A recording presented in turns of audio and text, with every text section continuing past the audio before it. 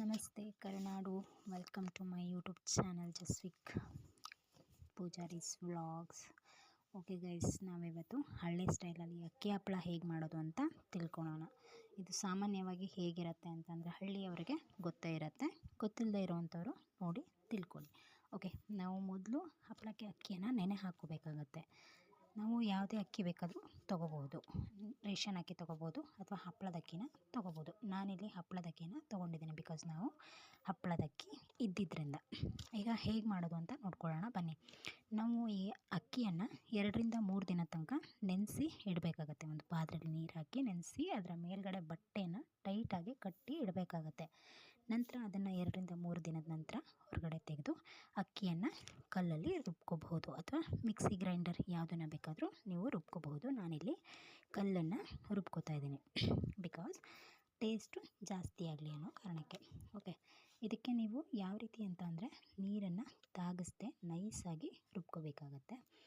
ಆಮೇಲೆ ನೀವು ಒಂದು ದಿನ ಸ್ಟೋರ್ ಮಾಡಬೇಕಾಗತ್ತೆ. ಈ ಒಂದು ಹಿಟ್ಟು ನೀವೇನು ರುಬ್ಬಿರ್ತೀರ, ಮಿಕ್ಸ್ ಮಾಡಿರುವಂಥ ಅದು ನೀವು ಒಂದು ದಿನ ಸ್ಟೋರ್ ಮಾಡಬೇಕಾಗತ್ತೆ. ಆನಂತರ ನೀವು ನೆಕ್ಸ್ಟ್ ಡೇ ಈ ಒಂದು ಮಿಶ್ರಣವನ್ನು ಹಪ್ಪಳ ಮಾಡ್ಕೊಳ್ಳೋಕ್ಕೆ ರೆಡಿ ಆಗುತ್ತೆ. ನೀವು ಒಂದು ನೆಕ್ಸ್ಟ್ ಡೇ ನೀವು ಹಪ್ಪಳವನ್ನು ಮಾಡ್ಕೋಬೋದು. ಈ ಹಿಟ್ಟಿಗೆ ನೀವು ಖಾರದ ಪುಡಿ, ಅರಿಶಿನ ಪುಡಿ, ರುಚಿಗೆ ತಕ್ಕಷ್ಟು ಉಪ್ಪು, ಹಾಗೆ ಕರಿ ಎಳ್ಳು, ಜೀರಿಗೆ ಏನನ್ನ ಬೇಕಾದರೂ ನೀವು ಆ್ಯಡ್ ಮಾಡ್ಕೊಳ್ಬಹುದು. ನಾನಿಲ್ಲಿ ಬರೀ ಖಾರದ ಪುಡಿ, ಅರಿಶಿನ ಪುಡಿಯನ್ನು ಮಾತ್ರ ಹಾಗೆ ಉಪ್ಪನ್ನು ಮಾತ್ರ ಆ್ಯಡ್ ಮಾಡ್ಕೊಂಡಿದ್ದೀನಿ. ಅಥವಾ ನೀವು ಖಾರದ ಪುಡಿ ಬೇಡ ಅಂತ ಹೇಳಿದರೆ ನೀವು ಅದನ್ನು ಸ್ಕಿಪ್ ಮಾಡ್ಕೊಳ್ಬಹುದು. ಹಾಗೆ ನಾವಿಲ್ಲಿ ಅಕ್ಕಿ ಹಿಟ್ಟಿನ ಅಂಬಲಿಯನ್ನು ಹಾಕಿದ್ದೀನಿ, ಅದು ಎಡಿಟಿಂಗಲ್ಲಿ ಮಿಸ್ ಆಗಿದೆ, ಕ್ಷಮಿಸಿ.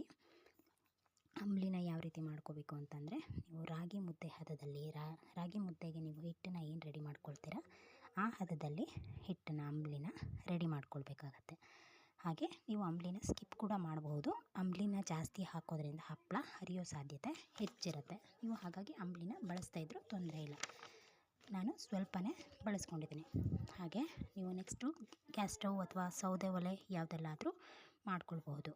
ಅಂದರೆ ನೀವು ಇದಕ್ಕೆ ಒಂದು 3-4 ಪ್ಲೇಟನ್ನು ಇವಾಗ ಹಪ್ಪಳನ ನೀವು ಮಾಡ್ಕೊಳ್ಳೋದಕ್ಕೆ ಬಳಸ್ಕೋಬೇಕಾಗತ್ತೆ. ನಿಮಗೆ ಯಾವ ರೀತಿ ದೊಡ್ಡದಾಗಿರಲಿ ಅಥವಾ ಚಿಕ್ಕದಾಗಿರಲಿ ಆ ಥರ ಪ್ಲೇಟನ್ನು ನೀವು ಬಳಸ್ಕೋಬೇಕಾಗತ್ತೆ.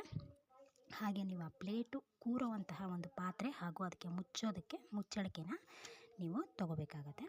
ಪಾತ್ರೆಯಲ್ಲಿ ನೀರು ಚೆನ್ನಾಗಿ ಕುದ್ದ ನಂತರ ಪ್ಲೇಟ್ಗೆ ಇವಾಗ ಈ ಹದವಾಗಿ ಬೆರೆಸಿರ್ತೀವಲ್ವ ನಾವು, ಈ ಹಿಟ್ಟು ಏನಿದೆ, ಹಪ್ಪಳದ ಹಿಟ್ಟು ಏನಿದೆ, ಅದನ್ನು ಸಣ್ಣ ಸೌಟು ಅಥವಾ ಚಮಚದಲ್ಲಿ ನೀವು ಹಾಕ್ಕೊಳ್ಬೇಕಾಗತ್ತೆ. ಪ್ಲೇಟ್ ಮೇಲೆ ಹಾಕ್ಕೊಂಡ ನಂತರ ಒಂದು ಅಥವಾ 2 ಸ್ಪೂನ್ ಹಾಕ್ಕೋಬೇಕಾಗತ್ತೆ. ಹಾಕ್ಕೊಂಡ ನಂತರ ನೀವು ನಿಧಾನವಾಗಿ ಶೇಕ್ ಮಾಡಬೇಕು. ಮೊದಲು ಸ್ವಲ್ಪ ಕಷ್ಟ ಆಗುತ್ತೆ, ಆನಂತರ ಈಸಿಯಾಗಿ ಮಾಡ್ಕೊಳ್ಬಹುದು. ಆಮೇಲೆ ನೀವು ಪಾತ್ರೆ ಮೇಲಿಟ್ಟು ನೀರನ್ನು ಕುದ್ದಿರುತ್ತಲ್ವ, ನೀರು ಮೇಲಿಟ್ಟು ಅದಕ್ಕೆ ಮುಚ್ಚಳಿಕೆಯನ್ನು ಮುಚ್ಚಿ ನಂತರ ಬೇಯಿಸ್ಕೊಳ್ಬೋದು. ಬೇಯಿಸ್ಕೊಂಡ ನಂತರ ತೆಗೆದು ನೀರಲ್ಲಿ ಇಡಬೇಕಾಗತ್ತೆ. ಮತ್ತು ನೀವು ಒಂದು ನೀರಲ್ಲಿ ಇಡಬೇಕಾಗತ್ತೆ, ಪಾತ್ರೆಯಲ್ಲಿ, ಅಗಲವಾದಂಥ ಪಾತ್ರೆ ಅಥವಾ ನಿಮ್ಮ ಹತ್ರ ರೊಟ್ಟಿ ಮಾಡುವಂಥ ಮರ್ಗಿ ಅಂತ ಕರೀತಾರೆ ಹಳ್ಳಿ ಕಡೆ, ಅದರ ಮೇಲಾದರೂ ನೀವು ಇಟ್ಕೊಳ್ಬಹುದು. ಇದು ತಣ್ಣಗಾದ ತಕ್ಷಣ ನೀವು ನಿಧಾನವಾಗಿ ಸುತ್ತಲೂ ಸ್ವಲ್ಪ ನೀರನ್ನು ತಾಗಿಸ್ಕೊಂಡು ಸೈಡ್ ಬಿಡಿಸ್ಕೊಂಡು ಎತ್ಕೋಬೇಕಾಗುತ್ತೆ. ಅದರಿಂದ ಹಪ್ಪಳ ಹರಿಯೋದಿಲ್ಲ.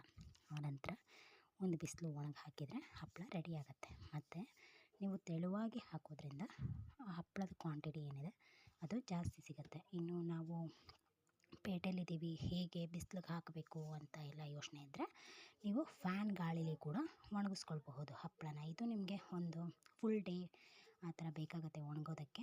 ನೀವು ಹಪ್ಪಳನ ತೆಳುವಾಗಿ ಹಾಕಿದಾಗ ತುಂಬ ಬೇಗನೆ ಬೇಯುತ್ತೆ. ಎಣ್ಣೆಯಲ್ಲಿ ಕರಿಯೋದಕ್ಕೆ ಕೂಡ ತುಂಬ ಚೆನ್ನಾಗಿ ಬರುತ್ತೆ. ಇದು ಮಕ್ಕಳಿಗೆ, ದೊಡ್ಡವ್ರಿಗೆ ಎಲ್ಲರಿಗೂ ಕೂಡ ಇಷ್ಟ ಆಗುತ್ತೆ. Thank you. ಈ ನನ್ನ ವಿಡಿಯೋ ನಿಮಗೆ ಇಷ್ಟ ಆಗಿದ್ದರೆ ದಯವಿಟ್ಟು ಲೈಕ್ ಮಾಡಿ, ಶೇರ್ ಮಾಡಿ, ಹಾಗೆ ಸಬ್ಸ್ಕ್ರೈಬ್ ಮಾಡಿ. Thank you for watching.